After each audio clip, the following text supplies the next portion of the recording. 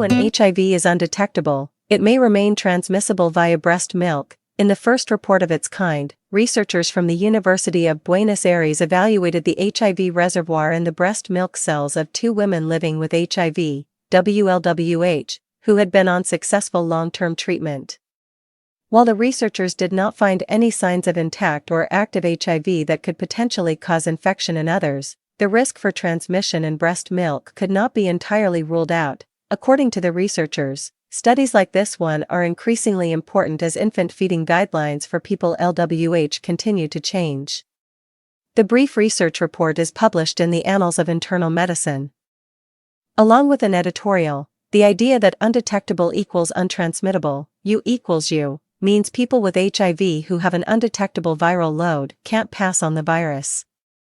However, this principle hasn't yet been proven for breastfeeding, as there's still a very small risk of transmission. For many years, guidelines in wealthy countries focused on avoiding any risk, even tiny ones, by discouraging breastfeeding for people with HIV.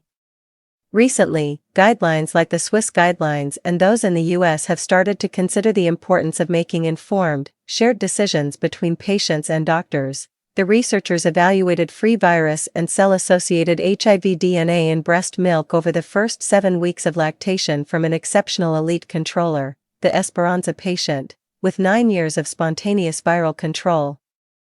From a WLWH receiving ART, abacavir, lamivudine, dolutegravir, with undetectable viral loads for more than 5 years, and a control patient. Very low levels of cellular HIV DNA, 0.08 to 0.74 HIV DNA copies per million cells, were detected in the women with HIV. After analyzing 14 million cells from the elite controller, the researchers detected no HIV provirus by full-length individual proviral sequencing, and in 11 million cells from the woman receiving long-term dolutegravir, they detected only 4 defective HIV copies with large internal deletions. According to the authors, these data are reassuring and support the revised recommendations on infant feeding by PLWH in high-resource settings.